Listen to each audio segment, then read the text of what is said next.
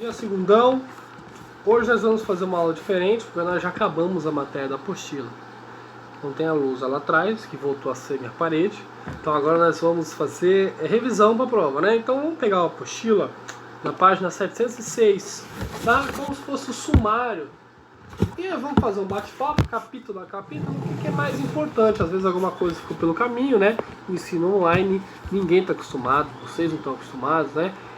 Então pode ter ficado muita coisa pelo caminho. Vamos fazer um bate-papo para ligar os conteúdos. Capítulo 1, extrativismo no Brasil. Então o Brasil ele é muito rico em extração, sempre foi. Na perspectiva histórica nós podemos considerar Portugal como o primeiro extrator, né, porque ele extraiu praticamente todo o ouro que existia aqui. Atualmente nós temos dois principais focos de extrativismo no Brasil, né? A Serra dos Carajás e nós temos o quadrilátero ferrífero em Minas Gerais e Serra dos Carajás no Nordeste, tá? E temos outros extração mineral que eu estou falando, né? Tem outros tipos de extração, né? Extração vegetal, madeireira, obviamente na Amazônia, vegetal. Nós temos alguns produtos que são utilizados como o açaí, o urucum, né? E vários produtos que são retirados, né? Principalmente pela Natura, né? A Natura que trabalha muito com esses produtos na Amazônia brasileira, né? De forma legal. O capítulo 2 fala sobre a agropecuária brasileira. Então o Brasil é um dos países que mais exporta no planeta nos gêneros, né? Tanto pecuária quanto agricultura, né? A agropecuária, né? Agrotech, agropop, agro e tudo. Então você tem o quê? Por causa da sua extensão territorial, quantidade de água, porque precisa de muita água para criar gêneros agrícolas. E por causa de não ter uma economia de setor terciário e secundário muito forte, principalmente secundário, porque o secundário, se você tem uma indústria forte, essa indústria está baseada em uma empresa multinacional, você vende muito e ganha muito dinheiro. Como não é o caso do Brasil, o Brasil é um país emergente, buscando se transformar em desenvolvido, o setor primário no Brasil é muito importante. Então a agropecuária é muito importante no Brasil. Então representa grande parte do PIB. A agropecuária brasileira tem muita influência na política. Tem a bancada tem várias bancadas no Congresso Nacional e uma delas é a bancada do agronegócio, né? Os deputados que são financiados pelos fazendeiros para legislar, ou seja, fazer leis em prol dos fazendeiros, ou seja, aquela terra que era do Ibama agora pode fazer fazenda, né? Uns hectares aqui da Amazônia, né? Então a agropecuária é um dos fatores fundamentais da sociedade atual brasileira. Isso começou quando? Lá atrás, porque os grandes latifundiários, fazendeiros, coronéis, eles já tinham participação política no cenário do Império, da Primeira República, né? República do Café com Leite. Então isso já é historicamente, né? O terceiro capítulo ele fala sobre a industrialização brasileira, né? Então o processo de industrialização. Então o Brasil não era Brasil até 1822, então não podemos falar em indústria, né? Mas a colônia portuguesa, ou o Brasil colônia, não tinha quase indústrias. O que acontecia? Exportava matéria-prima e importava o produto industrializado de Portugal. 1822, independência. De 22 a 1900, 1910, passando pelo governo do Dom Pedro II e começando a República da Espada e depois a República do Café com Leite, a indústria brasileira teve poucos incentivos. Os primeiros incentivos, você tem o Barão de Mauá, que foi um incentivo individual, ele foi o Silvio Santos do século XIX, mas não deu muito certo, né, porque depois ele faliu e tal, o governo não gostou do poder que ele tinha. E os grandes fazendeiros é que iniciaram, vocês vão lembrar disso, que eu já falei isso 1 milhão de vezes na aula. Os grandes fazendeiros que pegam o lucro do café e investem na indústria do Brasil. Então as primeiras indústrias do Brasil vêm do lucro do café. E o grande aporte, a grande virada da segunda fase da industrialização brasileira é depois de Getúlio Vargas. Entre Getúlio Vargas e o JK, a indústria brasileira começa a existir. Por quê? Por investimento interno, né, por uma ideologia de acreditar que o Brasil poderia ser grande, seria o país do futuro, que até hoje a gente está esperando isso, né, e por um estímulo externo, Primeira e Segunda Guerra Mundial. Então a gente não pode comprar o Nike Porque o país que produz o Nike está numa guerra e parou de produzir o tênis para produzir arma. Então isso gerou o quê? Um estímulo à indústria brasileira. Então a industrialização brasileira cresceu muito de 1930 em diante. O capítulo 4, urbanização brasileira, o urbano acompanha a economia que acompanha a indústria. A partir do momento, você vê, relacionando o capítulo 3 ao 4, a partir do momento que a indústria cresce, as pessoas vão para a cidade para trabalhar na indústria, não é?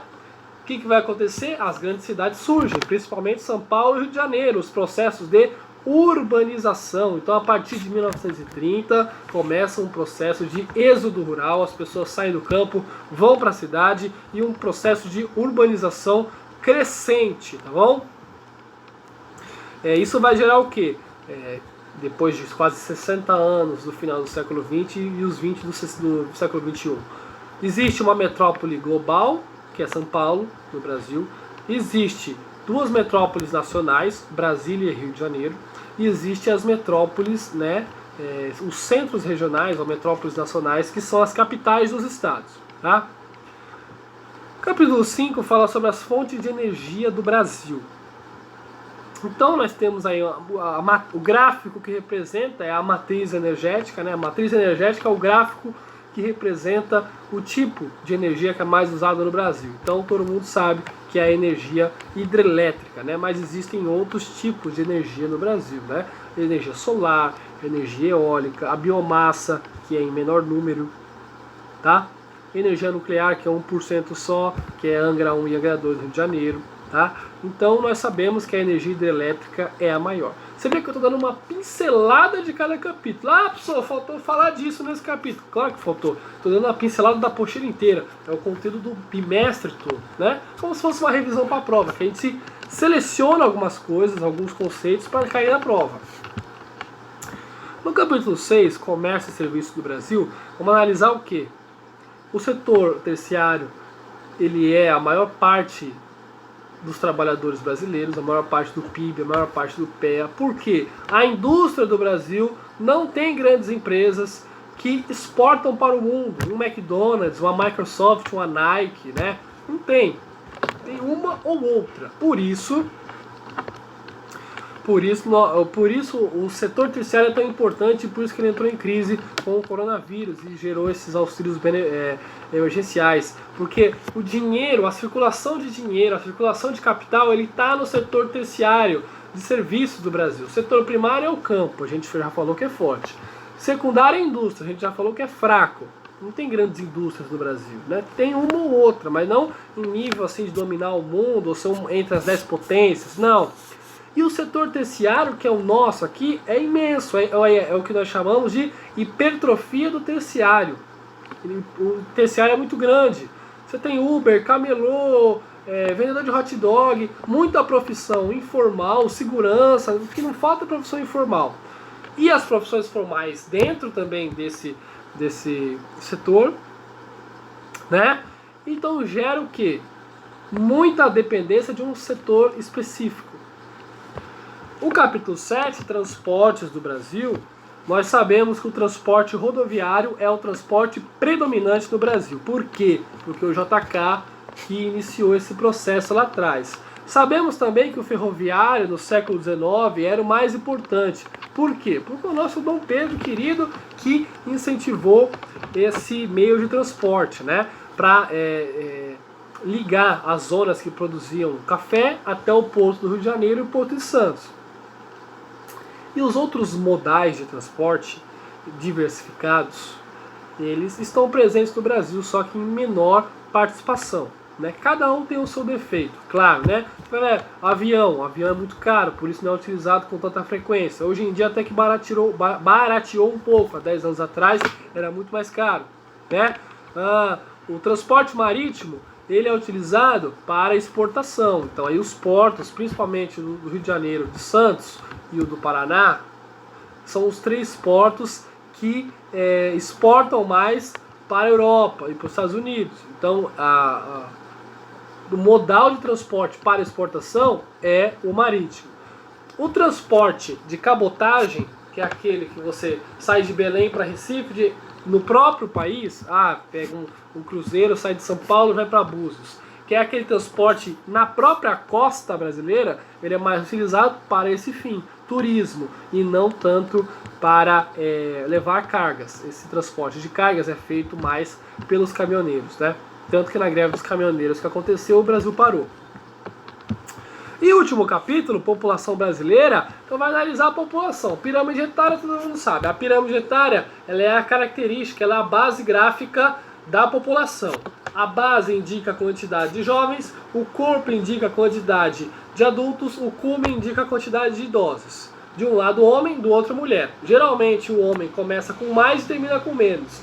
Por quê? O homem vive menos, né? O homem arruma briga, violência e por aquele N motivos que vocês já conhecem, né? Então o que acontece? De um lado é o homem, do outro é a mulher. Se você tem a base larga, você tem muitas crianças. Então o país precisa investir em educação. Se você tem um corpo largo, então você tem muitos adultos. Então precisa investir em emprego para essas pessoas. E se você tem um cume largo, você precisa investir em saúde, porque você tem muitos idosos. Consegui, hein? 11 minutos, os 8 capítulos, tá? Qualquer dúvida no plantão de dúvidas ou nas outras aulas, vê a aula, volta, vê a aula do SAI, vê a minha aula. Os mecanismos, eles estão alinhados, tá bom? Tchau!